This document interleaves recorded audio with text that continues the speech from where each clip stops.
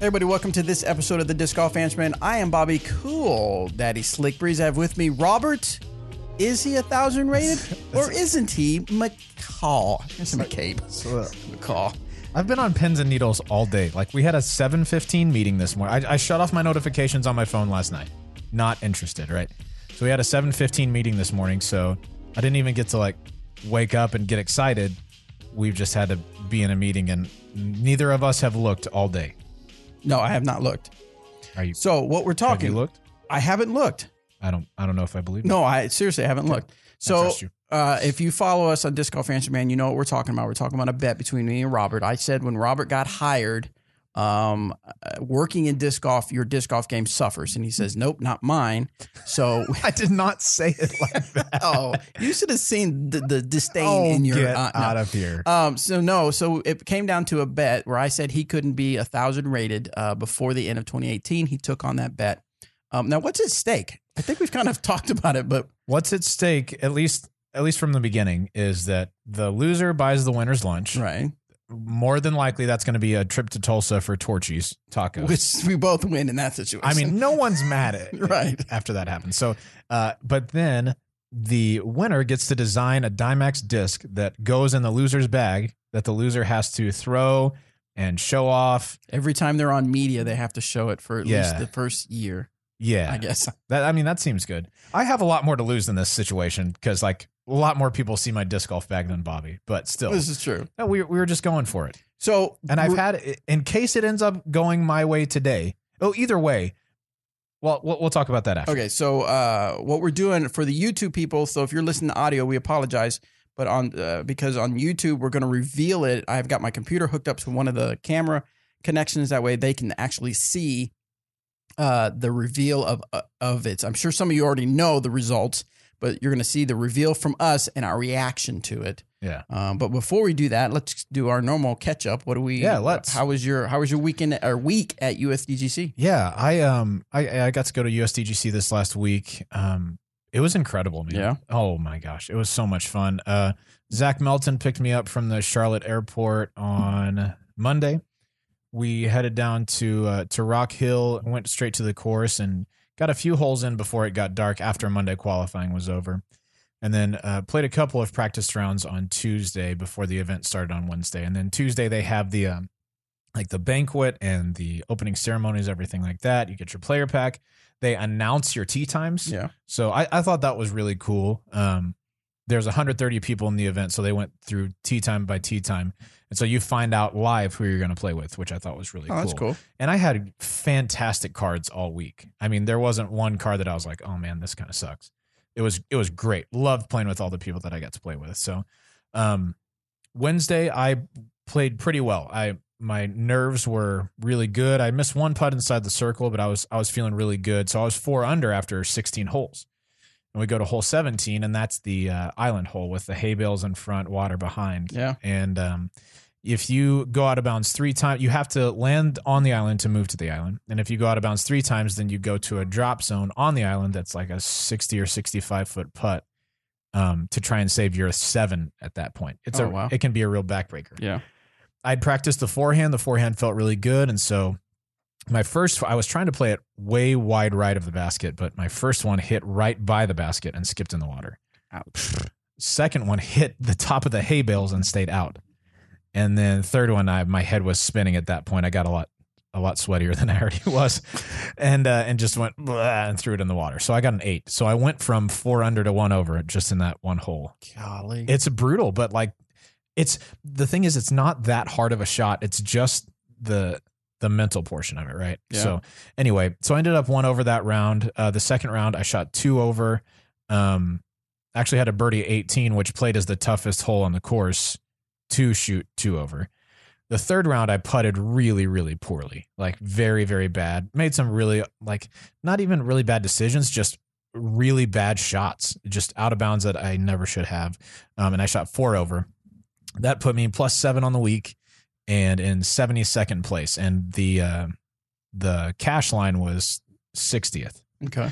And so I knew, and it was 4 strokes better than where I was at the time. It was sitting at +3 at the time. So I knew if I was going to get into the cash, I had to shoot at least -4. So that was my goal. go in and shoot a 63, and coming around to hole 16, I birdied 3 of the holes leading up to that. I birdied 12, 13, 14. 13, 14, 15. Par 16, it got to 17 in the same spot I was before, 4 under.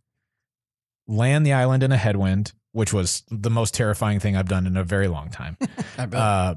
And I kind of ran my putt, but there's OB right behind. And if you miss OB once you're on the island, you re-putt from your same spot. You don't get to take it where it went out of bounds. So I hit the front of the cage, whatever. And I threw my drive on 18 and figured there's a decent chance I have to get birdie to cash here. And so threw my getaway up and around the corner and got some applause. And so I was like, sweet, I'm going to have a putt. And I got there and it was like a foot outside the bullseye. Oh, so drop in 3, easiest birdie of my life. Yeah. And that ended up in a tie for 53rd. I averaged 10.08 on the week, 10.41 on the last round because I played really well that round. So very cool. It was, man, I feel like competitive disc golfers across the board should at one point have to or get to stand on 17, like on 17's tee when there's pressure on throwing that shot, because that's unlike any feeling that I felt in disc golf. Really? Oh yeah. I mean, it's an easy turnover warden shot for me, or honestly an easy forehand. I could throw it all day, every day. Yeah. If there's not something on the line. But as soon as there is, and you know that if you miss, you have to throw again, it's extremely nerve-wracking. And wow. I mean, big dogs, like Sexton struggled on that hole a couple times this week. Big Germ took an 8 on that hole this week. Like, now, is that the former one that champions. aced? Or? It is. Okay. But this... so it's not that hard for him. No, he's pretty good, right? It was actually in the left position, which is the one that's closer to both the hay bales and the water on the first round. And then the second 2 rounds, it was in the middle. Okay. That's the one that he aced, but still a sick ace. Like, that's so cool. Yeah, it was a nice ace. So it was great to hang out with our team, with some of the Latitude 64 players, and meet a couple of the West Side guys out there as well. And just to make some money. I mean, I was honestly just going to enjoy the experience and to get to compete, and ended up cashing. It was really cool. That's awesome. Well, good for you, Robert. Thank you. Now, a lot of people were excited thinking that would count toward his rating, but because it had the stroke and distance, it is not counted toward rating. So you don't get, well, I'm sure you get rated. They put ratings up there, but they don't count, don't get put on your player rating. Right. So, which kind of stinks because 10.08 wouldn't hurt. So my weekend consisted of watching it rain. Yeah, it's been really rainy here. It's been raining for the last 3 or 4 days here in Emporia. So, as a matter of fact, the back part of the warehouse is flooded. Peter Pan Park is flooded, and they're making some adjustments because this weekend is the Radius Open at Peter Pan, and it is flooded. Rumors is they had to move 8 holes. Oh gosh, to adjust for just in case, because it's supposed to rain more today, and tonight, and it's supposed to clear off, and then it's supposed to rain more toward the weekend. They're gonna have to play through the neighborhood or something. So, and then after that is the Dynamic Discs Open, which is full, which is awesome for a bunch of people. Yeah, 180 players. But that's being played at Jones Park, which is not quite. Does it flood at all?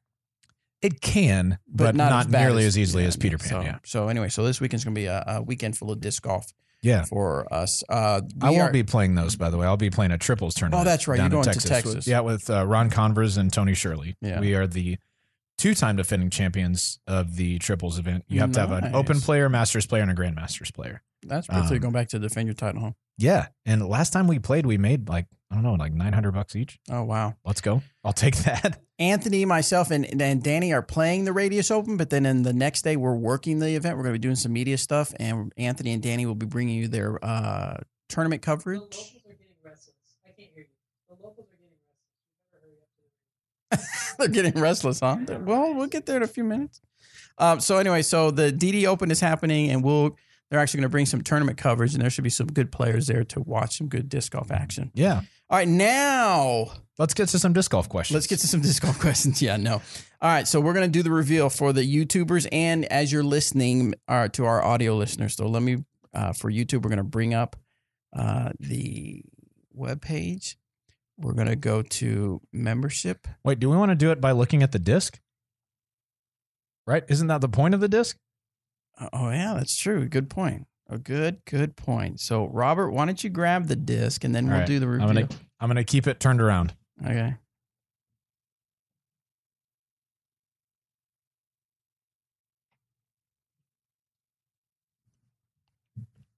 All right. So in front of me, I have the Disc of Destiny. All right. It's not a destiny. It's a see felon. Are you happy or are you sad? Okay. Do you want to look? I'll look. We'll show.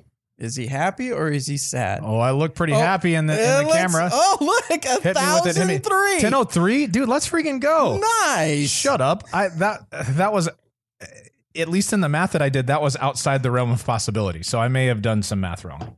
Sweet, man. Let's freaking go. There's even some there's some confetti on it. That's pretty cool, I guess. I mean, dude, that's so awesome. Did they ruin my shelf? Probably. So that's lifetime high for me. I had been at 1001 before. Yeah. So, dude, let's freaking go. Let's go. Not only did he reach his goal of hitting 1,000 when I said he couldn't, he had hit his highest rating. Let's go. All right. Well, I have a lot of people to thank. Okay. First, I would like to thank my wife. You're my rock, and you're really beautiful and great. I want to thank Dynamic Disc for giving me all the tools I needed to succeed. I want to thank. I was trying to do a Michael Scott speech where he closes his eyes. I want to thank Bobby for not believing in me, so I believe in myself even more. And all of you who said you're gonna get it or you're not gonna get it, thank you too. So yeah, now I can look at my text. Okay, so like I said earlier, I turned off the notifications on my phone, but I had a feeling something. Well, I knew something was up, obviously, because it's an update day, but I knew that something was up when I had let's see, right now I have 23 unread text messages, 8 Facebook messages, and 62 Facebook notifications. So they talked about it. There we go. Awesome. So so we did it. I lost the bet fair and square. Let's go. Robert hit 1,000 rated. I'm going to go on the record and say that I'm probably the main reason he did, because I gave him the incentive to push himself. 100%. So you're welcome. So yeah, thank you. I will now take half your winnings through the year. Okay. Sounds great. Enjoy your $300. I will now retire. No. Sweet. So congratulations to Robert McCall for hitting that 1,000 rating. Nice. So awesome stuff. Awesome. Good Thank stuff. you. Thank you. This is super cool. All and right. that was frozen perfectly on your computer. I know. Yeah. So do you have an idea what the disc is going to be? No, but a little. Like I've thought about it some. What mold do I have to put it on? I'll be deciding that. Thank you. We'll see. Maybe like I don't know. We'll look. We'll look. That's to see what's available. We'll look. I've got ideas. We probably got to do it before next week so that we can reveal what the disc is on next week's show. We're gonna show you the disc next week. But also I had an idea, and listeners, at least in the YouTube chat, you can tell us if you'd like this. I would like to make this not just a one-time disc, but like make it available for you to purchase from the website. If you're a listener to the show and you want to commemorate this momentous occasion where light triumphed over darkness, where true hope was realized in the life of David and Goliath in the life story. of one man, just one man. When's the book coming out? Yeah. I've been working on my autobiography. It's mostly this. Yeah. But yeah, I would like to have this done by next week so that we can make it available, reveal it on the show, and then you guys can, if you'd like to participate, have one of these in your bag. We would love to sign them. I would love to sign all of these for you guys. Yeah. So yeah, we're going to work on it. Someone said something, are we going to do a disc golf adventure when we go to Torchy's? Of course we are. Yeah, we're going to do man. it because we thought about it because the nearest Torchy's is in Tulsa. So we thought about making like a Saturday trip where we drive out early Saturday, play around at one of the Tulsa courses, and then have lunch at Torchy's, and of course head back home. And we'll make a disc golf adventure video out of it where we'll record us playing and me throwing the disc that Robert makes for me. So I'm probably gonna get one for myself too. Who knows? Yeah, it's gonna be great. So good stuff. Oh my gosh, this is a great day.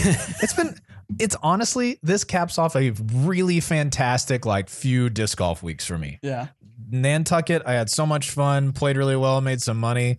Country Club Classic, we went to that long playoff. That was super fun and got good ratings. Then got to go to USDGC and cash my first time. Super cool. Just to see this is super exciting. So if you've been keeping up, thank you guys so much for, honestly, truly, for the encouragement. I heard a lot more of that than people like, no, you're not going to do it. You suck. That was mostly just Bobby. That was mostly just me. So I want to look it up on the PDJ real quick. Yeah, let's, because I want to see the history. Yeah, because just real quick. I guess I must have had like the last quarter of rounds wrong. It may just be like if it's in the middle of an event, they must just not count that whole event, right? Now, when did you get hired? I got hired in I started here March of last year. Of 2017? Yeah. Yeah, 2017. I'd have been 980 something. Well, I see 979, and then in April you were 985, 85, 85. The first time we talked about it, I was 85. You went down to 86, then you went up 85, 91, 92, 94, 95, 95. Then you went down. Yeah. And then 997 and now 1,003, 1003. 1003. Let's go, man. That's awesome. I am super stoked. So, all right. Well, we're losing viewers as we speak. So maybe we should head over to the questions so we don't keep losing them. Yeah, let's. Hey, but thank you guys for tuning in. Yeah. Really appreciate it. Yeah, that was fun. That was really fun. And it will continue as we figure out the disc and figure out when we're going to Torchy's Tacos. Yes, and please buy all of them. Celebrate. We'll let you look at the disc while the 103 disc while I pull up Speak Pipe so we can get some questions going. You can also check out my pup dog Walter up there. Sweet guy. Oh, we'll have to. Well, yeah, you can kind of see it, can you? Yeah, what do you guys think on the YouTube? And let me know in the comments what you think about the background. It's pretty simple right now, but we're gonna keep adding some stuff. Adding stuff here and there as time progresses. But right now, this is just the beginning of adding stuff. Yeah. All right, we got plenty of Speak Pipe questions, so we'll hop on to it. All right, first question comes from Ron. Let me adjust my volume here. We're going to have to cut all that. Sorry, YouTube listeners, or podcast listeners. Danny has put out physics of flight videos, just explaining shot shapes, playing in the wind, all sorts of stuff like that. We've had a couple of people talk about that there isn't actual physics in the videos. Yes, that is correct. We're more just using the name because we like the name. But it is really helpful if you're trying to get somebody into disc golf or teach somebody how to play, to have somebody like Danny there who has looked really closely at disc golf form and how it works, everything like that, and understands it really well. I think he breaks it down in a really understandable way. So definitely check those out if you haven't already. If you are, say you're a, intermediate advanced player and you watch the videos and you think, oh, these are just okay. I already know all that. Great. Use them to show other people and to teach other people. That's what they're there for. So yeah, check those out if you haven't already. Quick plug for Danny. He's doing good stuff. I want to check one. I'm going to check one more thing. Okay. And then if that doesn't work, we'll just have to go to the Google form for questions. All right. Well, we'll get back to Johnny V says, I want Danny to teach me the actual physics. Thank you. Thank you, Johnny V. How are you on real physics, Danny? Pretty solid or no? He gave a thumbs up. When you do a thing, other things happen. That's pretty solid. All right, so I'm going to have to give up on Speak Pipe because for some reason I cannot get the audio to come out of my laptop. Yep. All right. Plugged in good. So let's go to our Google Forms and we'll just do the old-fashioned way. Yeah, let's get it. First, I have to find them. Yeah. As always, go to discgolfanswerman.com to submit your questions. You can do the Google form here, or you can do SpeakPipe. Most of the time, we'll be able to answer those on the show. When it works. We have 149 Google responses right now. So as per usual, we will get through all of them right now. Yeah. All right, next one. The first one is from No Name. And, the question is for Robert. Okay, sweet. With Kevin Jones becoming a hot name in the pro game and how he is an upcoming free agent, probably the number one in this offseason, will you guys offer him a contract? Good question. When it comes to players and contracts, things like that, a big part of my job is confidentiality. So for the people who I am going to offer or not going to offer, that's between me and the player. There have been, and there will continue to be people that we offer that don't end up being on Team Dynamic Discs. And then on the flip side, there are, touring pros who want to be on Team DD that haven't been able to be just because it didn't work out. So to that question, I say you'll have to wait and see. There you go. Next one comes from Troy. How are hole distances measured on dogleg holes? For example, hole 4 at Winthrop has a tight right turn to the pin. Are the measurements done through the center of fairway or the tightest tangent to the hole? Okay, so usually on holes like doglegs, the measurements are as the disc is intended to fly. So kind of the center of the fairway, or maybe close to the edge or something like that. It's usually not a straight line from tee to pin. For instance, at USDGC, hole 10 plays 550 something feet. But that's the one that a lot of players go for off the tee and get their eagles on. The tee to pin distance is more like 470 feet, 470 something feet. But they are measuring the hole as it was intended to fly, like over the fairway, over the inbounds area. Excellent. That's how it's usually done. All right, next one comes from Chooch Charlie. Chooch Charlie. Sweet. Greetings, Dynamic Trio, and hopefully Paige Pierce visiting. Nope, sorry. Choo. Aces are often missed shots gone good. Missed ace tries often go long and leave you with a tester putt.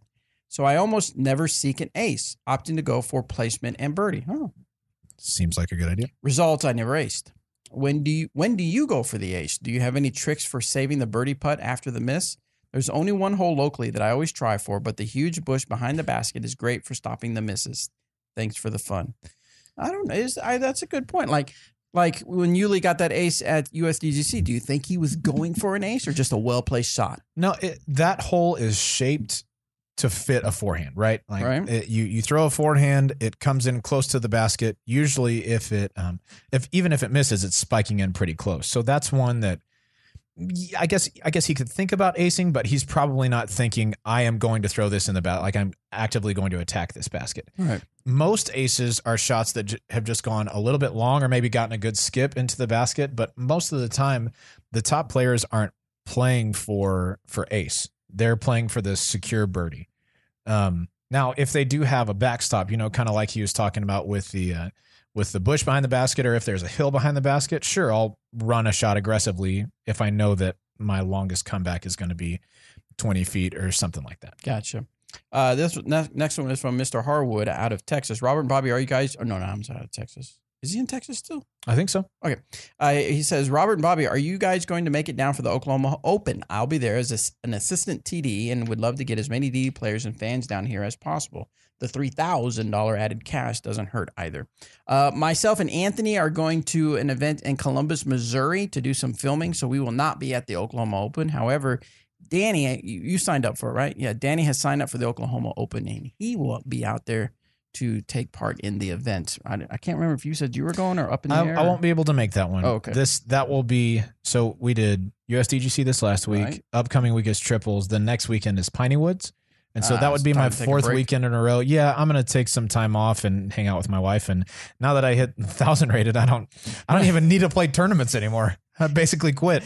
Now his next rating is going to be 850 because he doesn't care anymore. Who cares? I got my torchies. The disc is in your bag, lifetime. All of our fans are going to get one as well. Yes. It's perfect. Johnny V is on the board, and Yuli said he was playing for that ace. And so maybe, especially on that hole, it was in the right placement of the two. Right. So, yeah, he could throw a shape that was still safe and had a shot to ace, but most of the time players aren't playing for that. They're trying to get close to the basket, and if they happen to ace, then cool. Got it. This one is from Nathan. Hey, Disc Golf Answer fam. This is Nate from Michigan. I've been playing disc golf for 1 to 2 years, and I just recently signed up with the PDGA. Good job, Nate. I'm looking to do my first tournament in the next couple of weeks, and I'm not sure what division to sign up for. This is my first tournament, and I'm not yet rated. I feel that skill level I qualify for the rec division, but I don't have a rating of less than 850. Do I have to sign up for the novice division until I get a rating, or can I jump to rec division? Well, isn't rec the lowest, or is novice lower? Novice is lower. Oh, okay. If you're not rated, you can sign up for whatever division you want to. Pro, do it. Go pro. Do not Do not sign up for open. But if you feel like, say you have friends who are around the same skill level as you and they're playing rec, yeah, sign up with them. And if, let's say you win by 15 strokes and everyone calls you a bagger, then you know to move up. That no big deal. But yeah, I would just play rec. It's all good. Excellent. Yeah. Next one comes from Tony. Why should I be spinning on my heel during follow through for drive and other full power shots? I spin on my toes now. Have you tried to switch? But it just feels natural to spin on my toes. Any tips or pointers to change and improve my form? I'm going to sneeze. Okay. There we go. At least that wasn't the typical scream that accompanies your sneezes. Well, I'm trying to be respectful of the people on. I think. But you're never respectful of me, huh? No. That's cool. We can go back to being friends now that we were mortal enemies for so long. That's true. Now that the bet's over, we can be friends again. When you're driving, if you're spinning on your toes, what you're actually doing is disengaging some of your bigger muscle groups. Ideally, getting your heel to the ground, at least your heel, if anything else, even your midfoot. When you're throwing, that's going to engage more of your larger muscle groups than if you're up on that toe. Also, if you're doing that up on your toe, you're kind of probably compensating with your body in a few different ways than the natural throwing motion. So I think you'd probably be a little bit more injury prone. You're not going to get as much distance, and so I would worry about, or I would practice offsetting that right foot just a little bit farther to the left. So if you're standing perpendicular to the tee box, extend your right foot a little bit forward, still with the side of your foot parallel to the front of the tee box, but extend that foot just a little bit forward, and that'll help you to hit your heel more often than it is your toes. Excellent. Yeah. Okay. Danny says, set your front foot down so the ball of your foot touches first. I think this might be a good one for Instagram TV if you want to grab it. Oh, you got that one? Okay. So if you are on Instagram, make sure you follow Dynamic Discs. And on Instagram TV, IGTV, the little button you hit there on our profile, Danny and Robert have been putting together some answers to questions that have been sent in that might help with visuals. And Danny is going to post the answer to this particular question tomorrow. So make sure you follow us on Instagram. Yeah. Dynamic Discs to get that. All right. Next one comes from, we'll do one more before I do something else. This one is a rules from Patrick. All right. I am a spin putter. Prior to putting, I like to toss my putter upward vertically with a little spin on it and catch it. I'm not tossing it more than a few feet upward. I'm also not tossing it in the direction of the basket. Is this considered a practice throw that I can be penalized? I have posted this question on the Disc Golf Answer on Facebook and got very mixed answers. Thanks, and keep it real. All right. So if you're just tossing your disc up to yourself, no, that's not a practice throw. What would be considered a practice throw is when you are intentionally throwing toward the target or toward some sort of target line.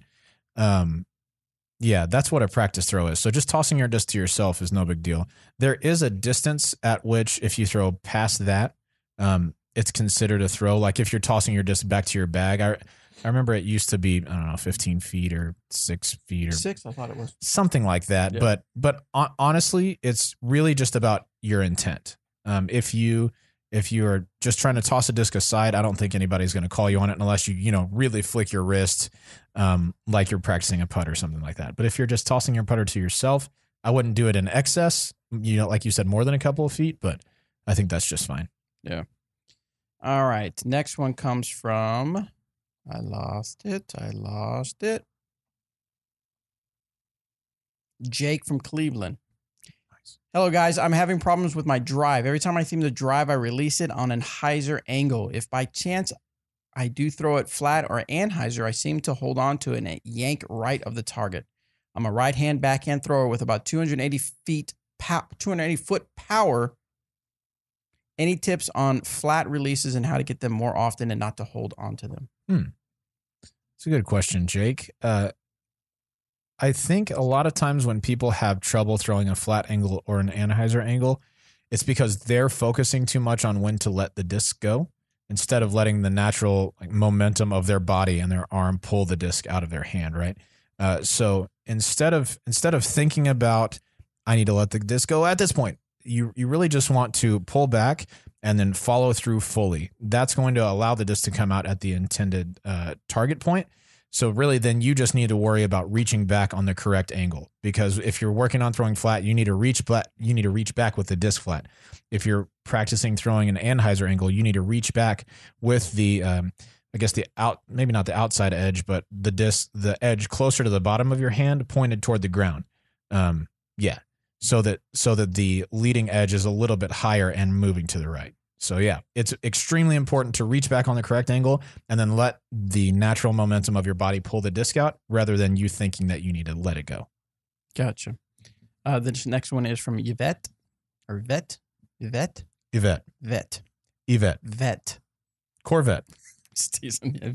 Are disc speeds somewhat equivalent to miles per hour release speeds? Hypothetically, say I didn't want to actually go out to a field with various speed discs to see how they fly for me, but I knew my general miles per hour release speed was 45 miles per hour. Theoretically, could I pick up a 9-speed disc with some confidence that would fly with the suggested flight characteristics of that speed disc? In other words, could you say you need a certain miles per hour release to throw a certain speed disc to fly suggested specs? Whoa. Yes, but I think it's different for different speeds, right? Obviously it's different for different speeds, but it's probably different for different speeds from company to company as well, right? Yeah. So a 9-speed for us may be different than a 9-speed for Innova, maybe different than a 9-speed for Discraft, right? I think that if you know your throws, that is hilarious. If you know your throws are around 45 miles an hour, then if it were up to me and I was making recommendations for you, I would probably stick around that 8 to 9 speed. Yeah. Much more than that, the disc is going to act quite a bit more overstable than it should, because you're not getting it up to that intended speed. There are not, at least up until this point, there aren't miles per hour throws that are associated with the intended flight numbers, but we can give you kind of a general idea. And Danny goes out with a speed gun sometimes and tries that stuff out. And I mean, that's kind of what I would guess, is that 45 would be right around that. Speed 9, speed 8 is like an ideal speed for that sort of throw. Yeah, sweet. This one's Rowdy Loudy. Rules. Do I need to have a PDG number to play tournaments? Negative. As long as it is a C tier or a B tier, you do not have to have a PDG number, and you don't have to be current. You do, however, have to pay a $10 non-PDGA member fee. If you're planning on just playing one tournament a year or 2 tournaments a year, maybe you don't have to worry about becoming a PDGA member, but I think it's worthwhile because you get your ratings tracked for each event. You get to see how those stack up against other people. I think it's a worthwhile investment, but if you're just going to play one tournament a year and you're not wanting to invest the extra money, you don't have to worry about it. There you go. A tiers or above, though, you do have to have a PDGA number. Next one is again from Chooch Charlie. Howdy, gentlemen. We are blessed out here in southeastern Pennsylvania with many courses with varied tee pads. One course, Boyertown Park, has really short tee pads, a great local course except for the pads. The tees are concrete and somewhat elevated, a few inches. I have trouble adjusting to a short run-up and X-step, often foot faulting, and have even twisted an ankle, either stepping off the front or trying to start behind the tee. What do you do? What do you do? What do you do to adjust for short pads? What do you do? What would you do if I sang out of tune? You get by with a little help from your friends. All right, thanks, nice. Man. Okay, I got you. Okay, I don't have a super long run up, so this hasn't bothered me very much. But most people who do, like if you think of a, you watch James Conrad throw, he always steps from ground up onto the tee pad. Oh, yeah. And that's something that you have to deal with if you have a really long run up. If you're willing to adjust the distance of your run up, I would start by a smaller first step, because you want your X step to be pretty similar and you want your final step to be similar as you can to your normal run up if you're trying to play on shorter tee pads. Now, if you're playing in the woods, I think a shorter run up is probably advantageous because you're not thinking so much about your feet, just stepping up, hitting your shot. So I would shorten up the first step if I had to shorten up any step, but ideally you wouldn't want to shorten up any of them. Gotcha. I'll fix that. Fix what? Derek says, "Can somebody please straighten up Robert's disc? Thanks, comma an OCD someone's viewer. OCD. I got you, Derek. All right, so we're going to try something. I want to see if I can make this speak pipe work through HDMI. Any techies out there think it'll happen? Let's see.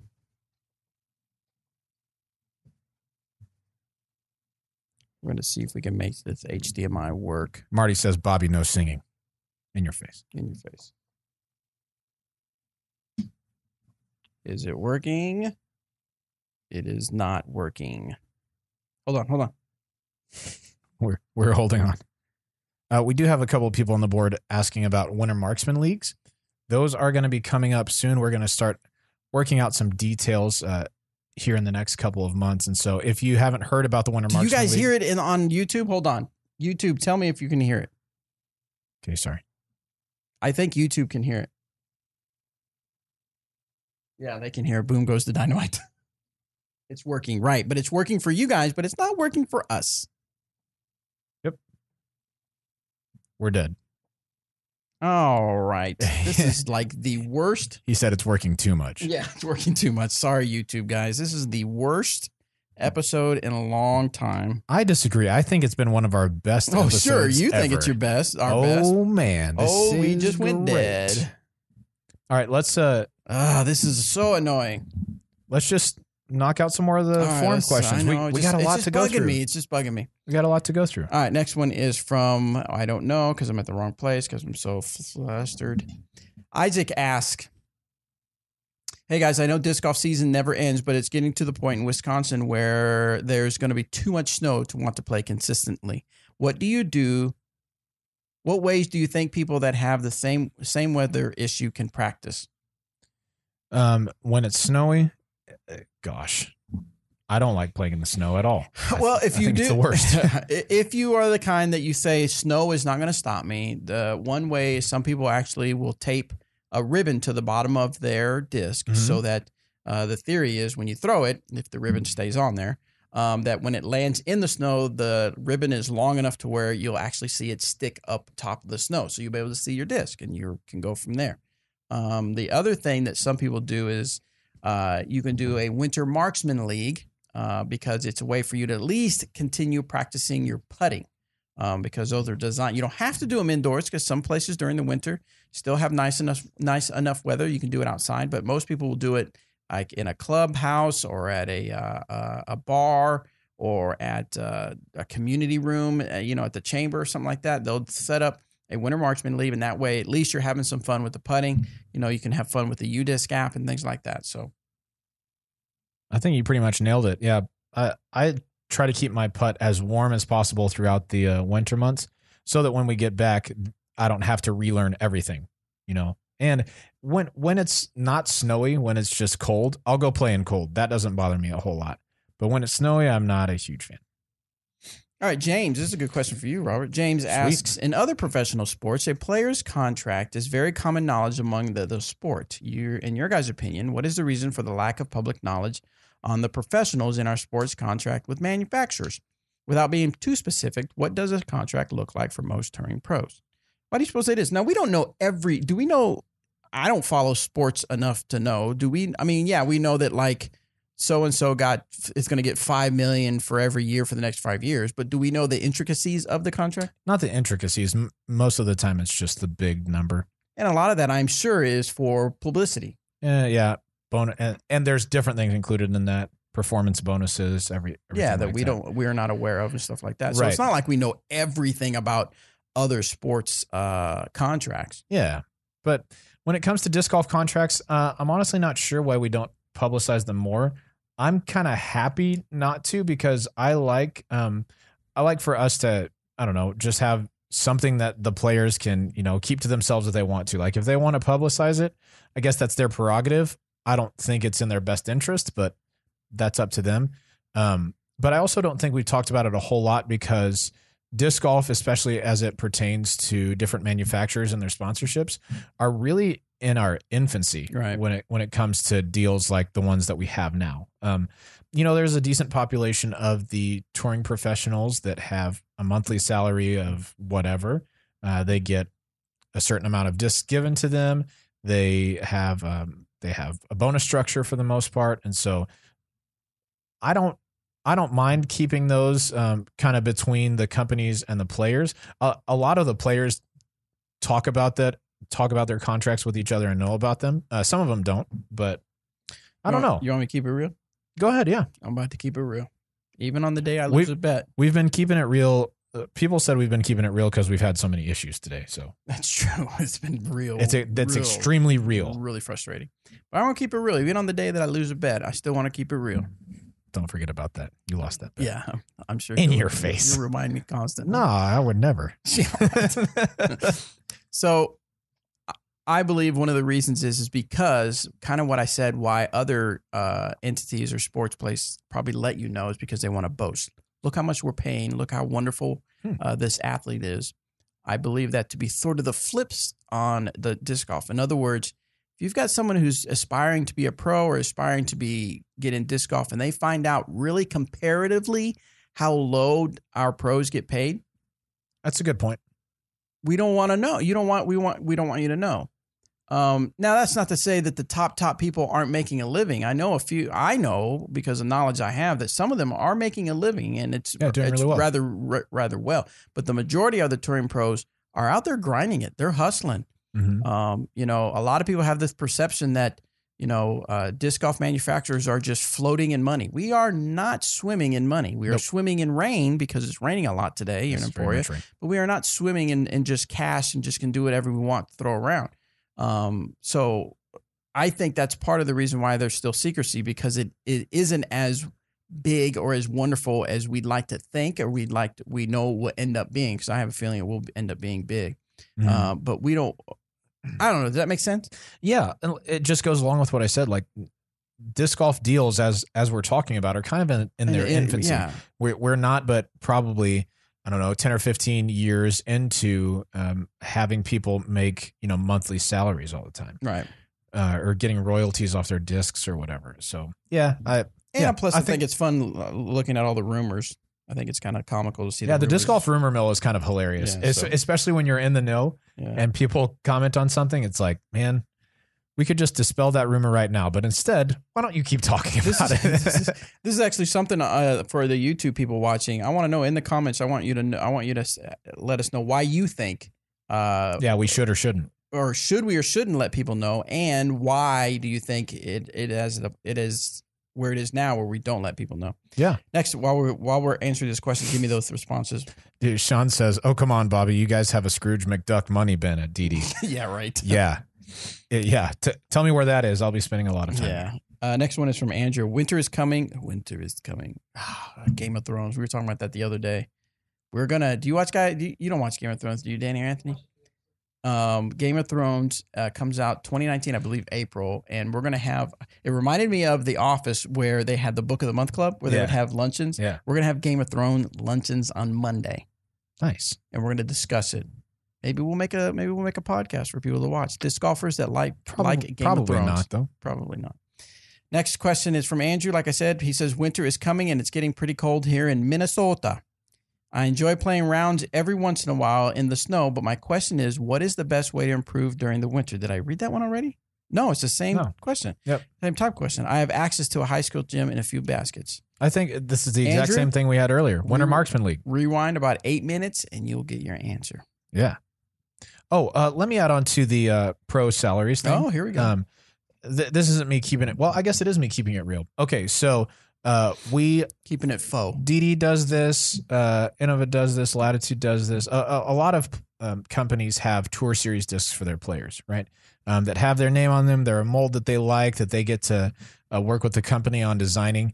And when it comes to salaries, I don't want to reveal percentages, but like sometimes a really big percentage or even a decent percentage of that player's salary or pay for the year comes from the proceeds from those Tour Series discs. And so if I saw a couple of people on here saying it's likely that the disc golfers are getting paid less than they should.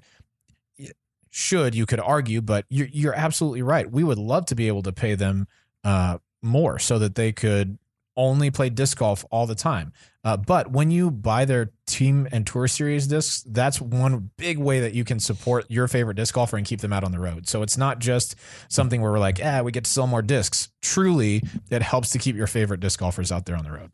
Gotcha. All right, next one. I've kept it real. You've kept it real. And we like it when you keep it real. Can I hold the disc the rest of the time? If you want just to. in front of me? If you want to. Okay, no, I'll pass this time. All right, next one is from John. Hi, Disc Golf Answer Men. I am an elementary PE teacher in Maine, and with the help of our awesome disc golf community, I got a ton of donated equipment, and I've started teaching disc golf to my students. That's Nice. awesome, John. Fantastic. In addition, I just found out that I got a $1,500 grant from the Disc Golf Foundation for equipment. That's nice. Do you have any suggestions on how to hold an event similar to a trilogy challenge, little to no cost to families? I would like people to walk away with some discs. Sweet. I'll say as far as events go at low cost, really what you want to do is just set up something that maybe is a 1 round or even 9-hole tournament, and have either a local pro in your area or somebody who knows a decent bit about disc golf come in and give a clinic for the kids and for their parents. I think that helps a whole lot. Just so people aren't kind of blindsided when they get in and don't really know how to throw. I've always liked getting to do that sort of stuff, and I think if you don't have a template for how to run one of those events, probably a really good person to message would be Doug Bierkus. He's our event coordinator here at Dynamic Discs. He may not be able to get back to you immediately because he's got a lot of stuff going on, already planning for 2019 GBO as well as the tournaments for this weekend, but yeah, I think either him or if you have a tournament director in your area that you really respect and that you think runs a good event, ask them about it. I think most of the time they're really eager to help in situations like that. Someone said personal preference. It's private, probably because it's low. That's kind of what I said. That's kind of what I said. So we're going back to people on YouTube giving us their opinion on should we know what pros make. I think that is between you and the pros. The pros, I am sure, talk to each other to make sure they are on a level playing field. Yep, I'm sure of that. Yeah, Rolo says, I heard Rusko is petting his gold bars while the players eat ramen for breakfast. Yeah, right. I like it. I personally don't care what the pros make. This is from Kyle. I personally don't care what the pros make. I just want them to get better and compete against them. Oh. All right. Mike Johnson just said, how many pros do you think make over $100,000 in a year? I would say 2, and that's purely speculation. I would say more than 0, less than 1,000. All right. You're welcome. Tokyo One Disc Golfer. It's not a public company. Their salaries, like other companies, keep salaries private. Well, but like the Dallas Cowboys, is that a private company or a publicly traded company? Surely it's not. I don't know. So I don't know if that plays into it. Yep. Interesting perspective, though. Yeah. I feel like it would be hard for companies would compete for pros if contracts were public knowledge. I think Innova would have a huge advantage just due to the size of their corporation. I would say that there's some truth to that, and Innova being kind of the big player in the field, that they might have more to offer. Maybe not, maybe so. But yeah, that was one thing I had in mind was as competitive as things are in the disc golf world when it comes to manufacturers, that would be like an insider thing to know, oh, they can offer quite a bit. They must be doing pretty good. So there might be something like that, because when you think about it, in a sense, I mean, this is opening a whole nother can of beans, but the Dallas Cowboy isn't competing against the Cleveland Browns in the sense that they make a similar product. Yes, they do. Yes, they compete because Dallas Cowboys wants the city of Dallas to have money and revenue from their players doing well and the team doing well. Same thing with Cleveland Browns. So there is that competitiveness, but well, maybe I'm talking myself out of that, and that they have competing products. Does that make sense, or is that are we talking about apples and oranges? It's apples and oranges because of the size of it, right? Because sure, you could scale our contracts and our size up to NFL team sizes, but there's a certain level at which somebody has to have enough money to compete, but also to live, right? Yeah. And so you can't scale that all the way down. I don't think it scales like that. Right. Someone says, Dustin says, doesn't the PDJ show winnings? Macbeth is north of 90,000, if I remember right. He's at Yeah, that's their winnings, and that's what they make from the event. That doesn't say how much they get paid from their manufacturer. It doesn't account for bonuses they get paid. It Sure. doesn't account for any kind of doesn't account for entry fees or anything like that, or any kind of relationship with the manufacturer or another product, say like shoes or bags or something like that. That they may get some money from that as well. Yeah. And disc golf sales doesn't account for. So like Macbeth has his certain discs, he's going to make a royalty off that. I'm sure it doesn't account for that as well. Yeah. All right, so let's move on to questions. More questions. Yes. Next one is from Chris.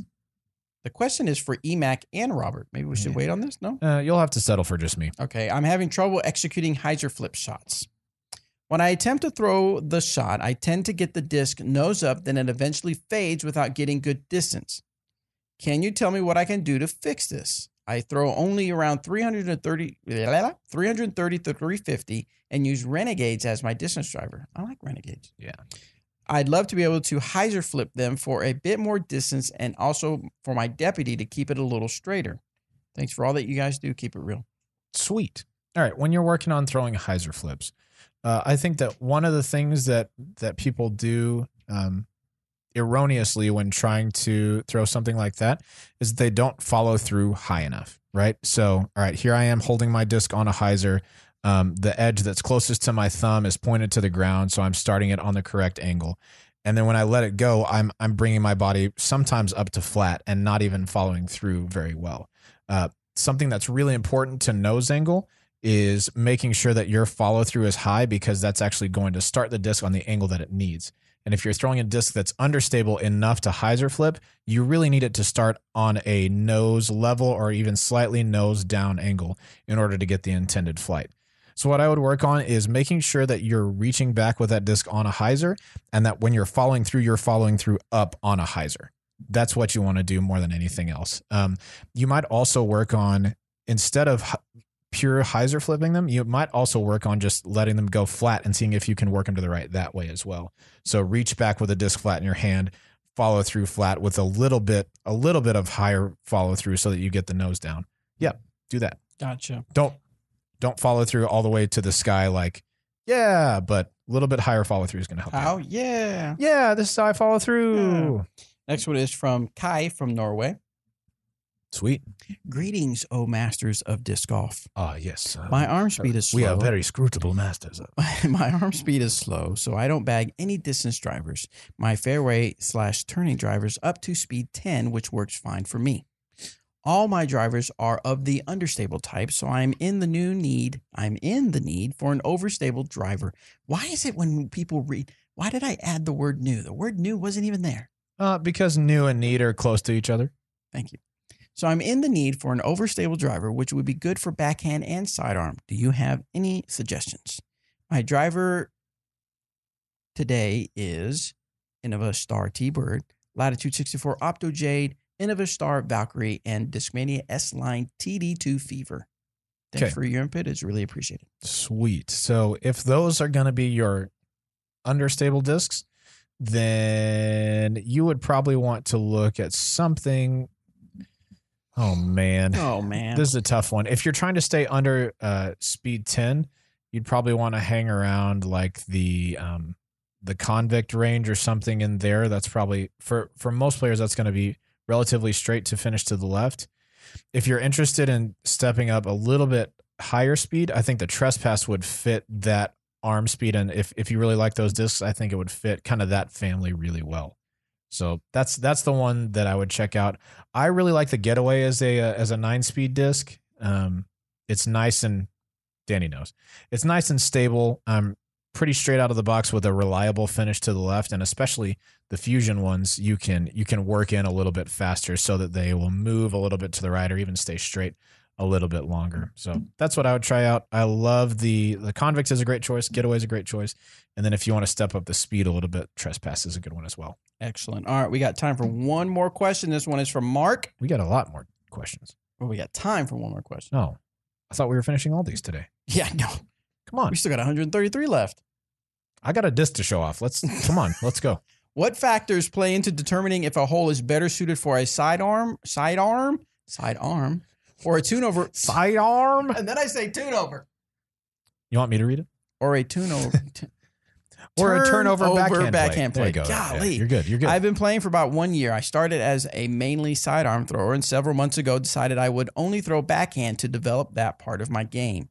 My backhand has become my most comfortable play now, and as I bring the sidearm back into my game, I sometimes have trouble deciding when to use it. Okay. All right. So I take into consideration a lot of things when throwing a forehand instead of a turnover. One is if I'm a right-handed player. If I'm throwing forehand, I'm counting on that disc to go back to the right. And so if I'm playing in the woods and the hole has woods all on the right side and then a sharp turn to the right, a lot of times a forehand is going to be better for that because you can get a little bit harder finish with that, with a disc that has a little bit more spin on it. That's going to break to the right a little bit faster. Also, you may not have enough room on the left side to start it on that big Anheuser that's going to finish to the right. I also like forehands as opposed to backhands into a side hill, like a side hill that's sloping from high right to low left, because that angle coming in with the spin usually makes that disc check up by the basket instead of kind of roll out like a turnover would. So I like throwing one that's going to be spinning so that it kind of skips up the hill rather than a turnover into that side hill has the potential to roll down just a little bit more. Also, the wind is a really big deal. If it's a right to left wind, I'll almost always throw a forehand because it's easier to control that spin. If it's a left to right wind and I need it to get pretty far to the right, I really like throwing the backhand so that I can control it. Gotcha. That's personal. All right, so before we end, we'll kind of recap, let everybody know what's going on for us the rest of the week. And while we're doing that, YouTube, go ahead and shoot us some questions, and we'll answer a few questions from the YouTube chat. Actually, someone already put something there. A question for the chat. Got a prime burst trespass, and it's just a little too overstable. I can't quite get it to stand up to flat. Should I try a sword or something more understable? The more I've thrown the sword, the more I think it is just a touch less stable, overstable than the trespass. So that might be a good disc for you. I think the speeds are pretty similar and the glides are pretty similar, but the sword probably has just a hair more turn. Gotcha. Yeah. Let's see. So what are you doing this weekend? This weekend you said the triple dipple? This weekend I've got the triples tournament. It's actually not called triple dipple, surprisingly. It's called T3 Texas Triples. You need to talk to him about it. I will. Okay. But yeah, we play straight up best shot, just like you would play doubles at pretty much any disc golf event, but 3 players. And we played Turner Park there in Grand Prairie. The registration list for this event fills up like the week after this following event. It's like last year's event. So we've been on the list since we won the event last year. So is it pretty cool having the different divisions in there? Oh, so much fun. Yeah. Because then say somebody wanted to put together a team of 3 just world beaters, right? And they go get the 3 best pros in Texas. Yeah, those people are probably going to go win the event. Right. But because you have to have different age protected divisions, I love that, you've got to try and find somebody who's really good in that division, whose skills complement somebody in this division, things like that. It's so much fun. I love it. Now, you don't play together, right? You do. No, you play together. 3 best shot, 3 players. Best shot of we go shred the course. We played it almost perfect last year, and shot. It was like a 10 or 11 under He-Man par, and there were par 4s and 5s. Right, but so you walk up to the tee pad, and there's you 3, and then another group of 3, and then all 3 of you drive. Yep. All 3 of you throw from the best shot. Yep, exactly. And then all 3 of you try to putt until somebody makes it. Yep. Wow, it's awesome. Is that like a pretty long round, or not so much? Kind of. Most of the time you're getting birdies though, so it's not crazy. Somebody's going to get you up there. Usually. Yeah. We were last year. Our team was the same as it is this year. Myself, Tony Shirley, Ron Converse, and our main competition last year, and the team that beat us by 1 during the first round was Miles Seaborn, Dixon Jowers, and Eric Rainey, who's a Latitude 64 Grandmasters player. They had us by 1 going into the second round, and we tied it up on the 17th hole. We hit like a 60 something footer. We tied it up 1 hole before. And then we both hit like a 60-footer for our team and like a 45-footer for their team to be, we were up 1 going into the last hole. Gotcha. Or maybe to be tied. I don't remember. And we birdied the last to win. It was awesome. So anyway, Someone still super wondering- fast. The Dark Knighton. What's in the cup is Dr. Pepper today. Is that what he's talking about? That cup? Okay. Sometimes it's Coke. Stephen Livingston, 100% not gin and juice. Little known fact about me. Just kidding. Most people know this about me. I'm not really into the drinking. I don't really like, Sipping on gin and juice. Yeah. Laid back. He's laid back sometimes, but he's not sipping on gin and juice. I will say that my money is exclusively on my mind, though. Is it though? Yeah. But no, just regular Dr. Pepper or Coke or something. Yeah. What would be a good That was fairway? a nice mashup of Sam Smith and rap. What's a good compliment to the musket? A good fairway compliment to the musket. Something that flies like the musket, but a little bit slower. It just says, what would be a good fairway to compliment the musket? I mean, I think Isn't the musket a fairway? to complement the musket. Okay, so the musket is kind of like straight to overstable, so you'd want something straight to understable. Maybe an escape would probably not be different enough. I would probably go for something like a Maverick that's easier to throw straight and move to the right. It's going to be a little bit slower, but has a lot of glide. Gotcha. Yeah. I love this Lat 64 Vision, but it's OOP. What are good trilogy EG? Oh, equivalents. Equivalents, okay.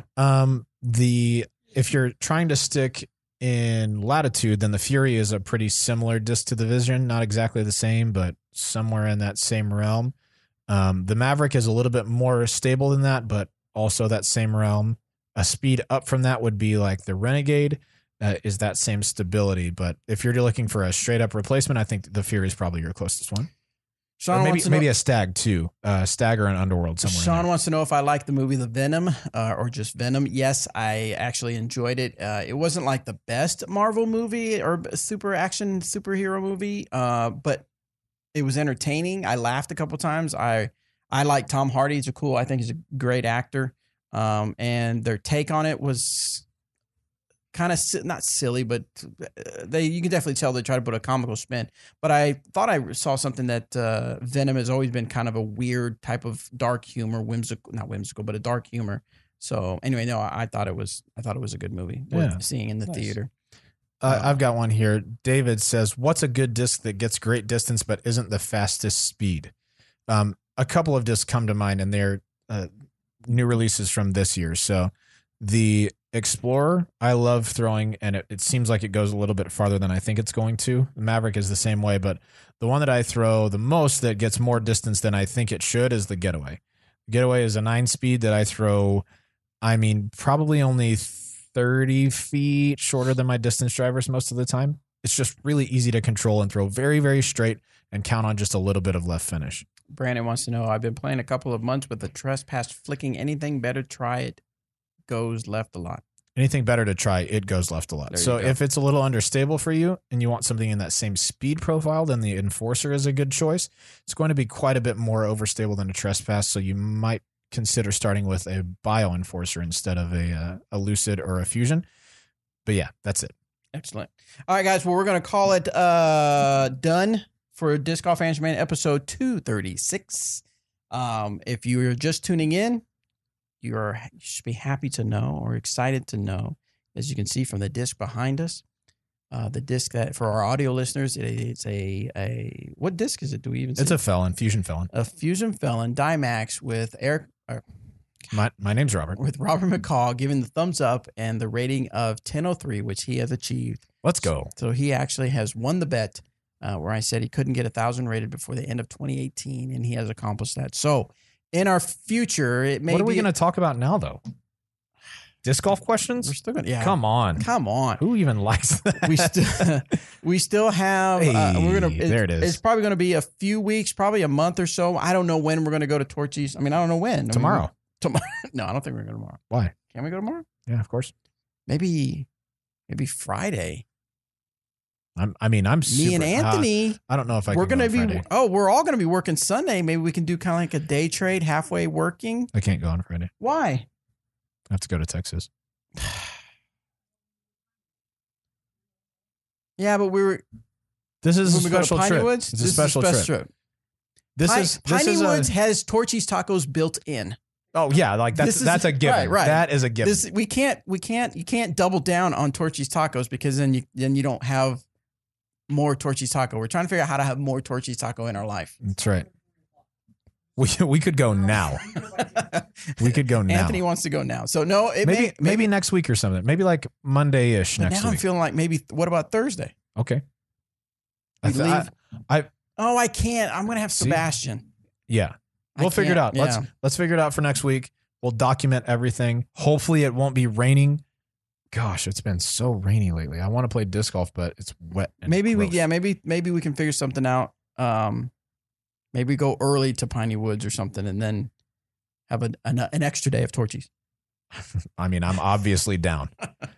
For you guys on the board who are just tuning in and saying great job and congrats, thank you so much. Really do appreciate your support. Honestly, this has been a really fun bet that has gone on. Oh, come on now. There were times where you were worried.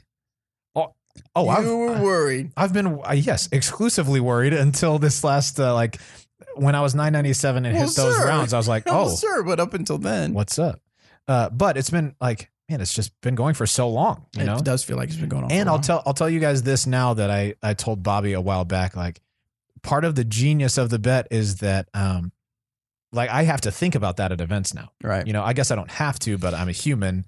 And like my nature is to like worry about things or think about things. And going to an event, I'd be like, man, I got to play well so I can win that bet. And it was just more added pressure. And so we're done with it. It's great. I will not make another bet for the end of 2019 unless Torchy's Tacos is on the line, in which case I'm very interested.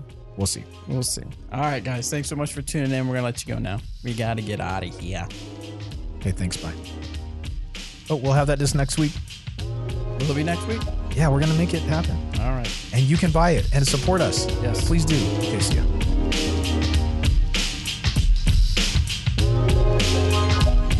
Hey, everybody. So this is something special for our audio listeners just because I couldn't get the stupid computer working for the YouTube followers. So this is just for our audio listeners. If you know Disc Golf Strong, hopefully you follow Disc Golf Strong on Facebook because he has some really good information on health and wellness and being physically fit and ready for disc golf. That is, of course, Mr. Muncie. But anyway, he had saw a question about elbow pain that we had answered on the Disc Golf Answer Man. He reached out to me and said, Bobby, I'd like to answer that question. And I said, yeah, well, our Disc Golf Answer fans would love that. So he made a video that he posted to the Facebook group. So if you want to watch that, you can. Or he also sent me the audio version so you guys can kind of get the answer to the question. So that is what's going to play here. Once we're done with that, we'll be done with the episode, and we'll see you on the next Disc Golf Answer Man. What's going on, everyone? Seth Muntz here with Disc Golf Strong. If you're wondering who the heck I am Disc Golf's athletic performance coach, here to help you play strong, healthy disc golf as long as you want and as much as you want. So I'm here partnering up with the Disc Golf Answer Man podcast to answer a great question that came in about elbow pain. Gentleman called in, said he's been having elbow pain 3 to 4 times a week he's playing, and I'm wondering why it's happening and how to stop it. Now, it's a great question. It's a unfortunately all too common question. According to the University of Arizona study on the injuries in disc golf, it was the highest reported injury, elbow pain was. And, when you think about it, it makes sense because when you think about an elbow in baseball pitchers, there's a lot of elbow pain in baseball pitchers, right? Well, some people may say, well, their elbow is far away from their body and ours is close when we forehand, and he was forehanding. You can get elbow pain backhanding, but it's most predominantly seen forehanding. But it doesn't matter that the stress, whether it's in baseball or it is in forehanding a disc, you're going to have the same kind of stress on the elbow. That is called a valgus stress. Now, that we find most of our elbow pain is on the inside of the elbow, right? Well, if you think about your knees, keep your feet apart from each other and let your knees cave in toward each other and knock against each other.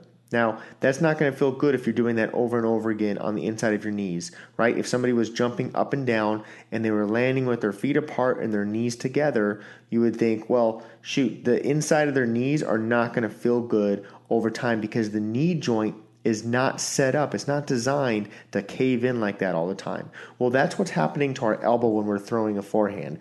Our wrist is lagging behind our elbow, and our elbow is primarily a hinge joint. There is a rotational component. It's a different joint for the forehand to rotate, right? The forearm to rotate. But the main joint there, it's a hinge joint, just like the knee. So it's not made to cave in, and that's what's happening when we're throwing a forehand.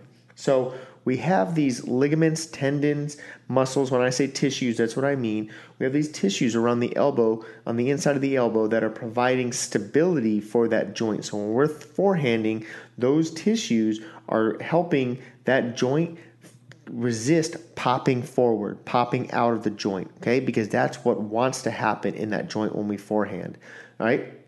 So what we need to do, we need to take a couple different approaches to elbow pain, preventing it or getting rid of it. All right. Now, we can't prevent all injuries, but what we can do is we can try. We can do things to try to prevent injuries from happening. Now, we can strength train. That is the most important thing, because when tissues get injured, it's usually because the stress that's on the tissue is higher than the threshold that tissue can handle. Right? So if a tissue is only strong enough to handle a certain load, but then we are putting a higher stress load on that tissue than it can actually handle, than it's strong enough to handle, then the chances are then there's going to be injury in that tissue. Right? Now, that's not always going to happen, but the chances are definitely a lot higher. And especially if we're chronically doing it, we're doing it all the time, then the chances are even higher that we're going to surpass that threshold. So when we're strengthening tissues, what we're doing is we're raising that threshold that those tissues can handle. So basically, when we're doing strength training exercises for the tissues in our elbow, around our elbow, we're increasing the tolerance level. So when we're going out there and we're forehanding, we're putting load on our elbow, when we're strength training, we know, okay, I know that those tissues are strong enough to handle that load because I have done the prerequisite work to those tissues to make sure they can handle it. Because in reality, the elbow, like I said before, is not made to forehand a disc all the time. Not even once, but we're doing it. We can do it, but that's not what the elbow was designed to do. So we have to do our best to strength train those tissues around it. Now, it's hard to explain exercises to do over an audio like this. So I put together some videos. Check out Disc Golf Answer Man. They're going to have some videos I put out. Also, if you go to my Disc Golf Strong pages, Facebook, Instagram, all that, YouTube, I've got some videos on there as well showing how exercises to help strengthen the tissues around your elbow. So that's the first thing, strength training. That's the most important thing. Next thing is rest. You have to rest the elbow. You have to rest the tissues. I know that that's not fun advice to hear, but if you are constantly assaulting the tissues, you're constantly irritating them, then there's going to be inflammation building up, and eventually it's going to get worse and worse. And we've seen people in elbows where they go, man, I had elbow pain. It was hurt. I played through it, and it took me a year or longer in some cases to get rid of it. So if we let the inflammation continue to build up and we keep fighting through the pain, the chances of us having a quick recovery are worsening all the time. So you need to try something else. Try a different style, throwing style. Okay, just use that as an opportunity to learn a new style or something. But you got to let it rest. You have to let it rest. That's really important. Those are the two most important things when it comes to elbow pain: strengthening the tissues and resting the area. Now, there's some other modalities that you can try. Some people have had great success. Some people, no success. Some people, they're not really sure. They can say it may have worked. And that is icing the area. I always recommend icing. It's more just going to help with pain modulation, with helping reduce some of the pain at that time. There's anti-inflammatories. That's always, beneficial for some people if you're okay with that, with taking that.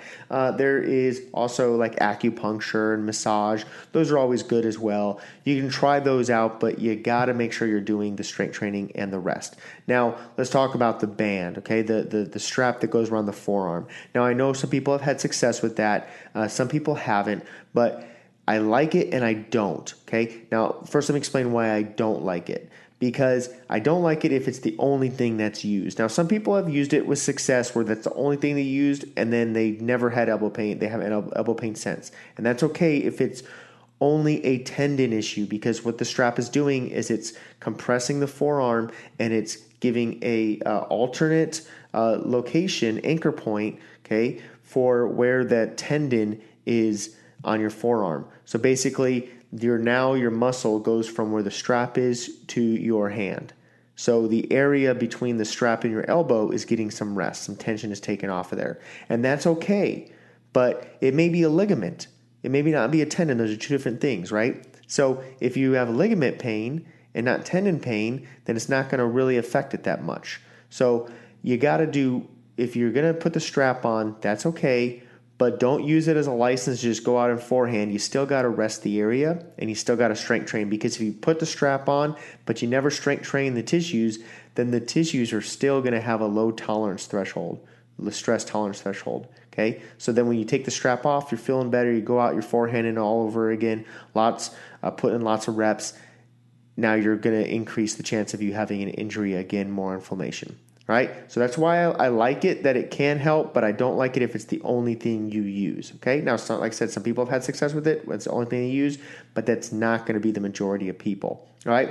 Now, finally, the biggest thing is whether you have elbow pain right now or you don't, do this stuff. Strength train. Okay? You got to strength train the tissues, because our bodies are reactive. They're not proactive. Our tissues around our elbow are not going to be like, hey, my human wants to go out and forehand all the time, so I'm going to increase the tolerance level of the tissues. They're not going to do that. That's our job. It's our job to be proactive and do the things we need to do now to try to keep elbow pain at bay, if not for good, as long as we can, okay? So be proactive, not reactive, all right? Don't let the body be reactive, because that's not going to be fun for you or your elbow, all right?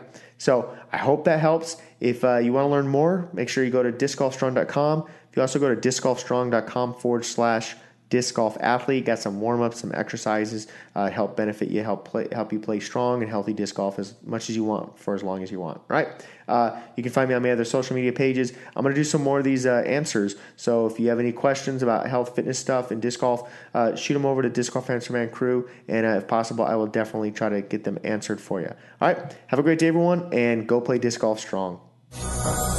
Hey guys, thank you so much for listening to this episode. If you do me a huge favor, head out to iTunes or even on Stitcher and go rate and review our show.